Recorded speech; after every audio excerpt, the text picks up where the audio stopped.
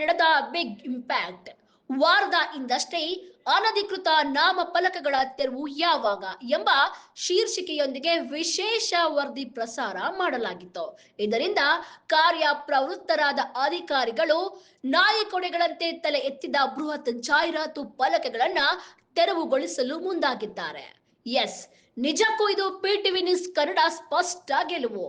ನ್ಯಾಯಾಲಯದ ಆದೇಶವಿದ್ದರೂ ಕ್ಯಾರೆ ಎನ್ನದೇ ಪ್ರತಿಷ್ಠಿತ ವಸತಿ ನಿರ್ಮಾಣ ಸಂಸ್ಥೆಗಳು ಶಾಲಾ ಕಾಲೇಜುಗಳ ನಿಯಮವನ್ನು ಉಲ್ಲಂಘನೆ ಮಾಡಿ ತಮ್ಮ ಸಂಸ್ಥೆ ಹಾಗೂ ಪ್ರಾಜೆಕ್ಟ್ಗಳನ್ನ ಜನರಿಗೆ ತಲುಪಿಸಲು ರಸ್ತೆಗಳ ಆಜುಬಾಜು ಸೇರಿ ಮಧ್ಯಭಾಗಗಳಲ್ಲಿ ಬೃಹತ್ ಜಾಹೀರಾತುಗಳನ್ನ ಹಾಕಿ ನಗರದ ಅಂದವನ್ನ ಸಂಪೂರ್ಣವಾಗಿ ಆಳುಗೆಡವಿದ್ದರು. ಈಗ ಅಧಿಕಾರಿಗಳು ಎಚ್ಚೆತ್ತುಕೊಂಡು ಜಾಹೀರಾತು ಫಲಕಗಳ ತೆರವಿಗೆ ಚಾಲನೆ ನೀಡಿದ್ದಾರೆ.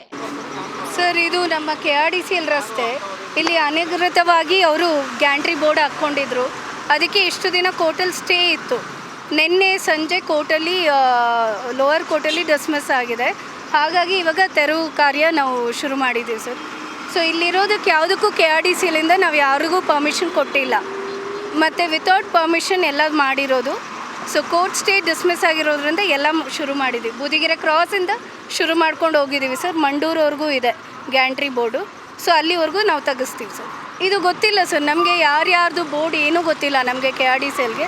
ಆದರೆ ಇದು ಸ್ಟೇ ಇರೋದ್ರಿಂದ ನಮಗೆ ಆಮೇಲೆ ಗೊತ್ತಾಯಿತು. ಒಬ್ಬರು ಚಂದ್ರು ಆರ್ಟ್ಸ್ ಅಂತ ಹಾಕಿದ್ರು. ಮತ್ತು ಇನ್ನೊಂದು ಈ ಮಧ್ಯದಲ್ಲಿ ಮೀಡಿಯನಲ್ಲಿ ಅಡ್ವರ್ಟೈಸ್ಮೆಂಟ್ ಬೋರ್ಡ್ ಇದೆ, ಅದು ಅವಿನಾಶ್ ಕೋ ಅಂತ ಅವರು ಸ್ಟೇ ಇದೆ ಸರ್.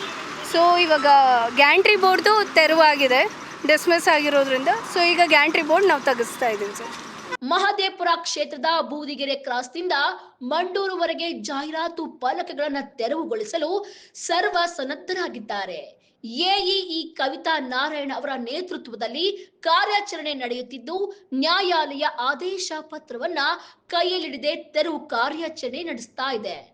ಇನ್ನು ನಾಮಫಲಕಗಳನ್ನ ಹಾಕಿದವರು ಅಧಿಕಾರಿಗಳ ಮೇಲೆ ಮುಗಿಬಿದ್ದಿದ್ದರು. ಆದರೆ ಯಾವುದೇ ಬೆದರಿಕೆಗೂ ಜಗ್ಗದೆ ಅಧಿಕಾರಿ ಕಾರ್ಯನಿರ್ವಹಿಸಿ ತಮ್ಮ ಧೈರ್ಯವನ್ನ ಸಾಬೀತು ಮಾಡಿದ್ದಾರೆ. ನಾನು ಇದನ್ನೆಲ್ಲ ವಿಡಿಯೋ ಮಾಡಿ ಇದನ್ನು ಹಾಕ್ತೀನಿ.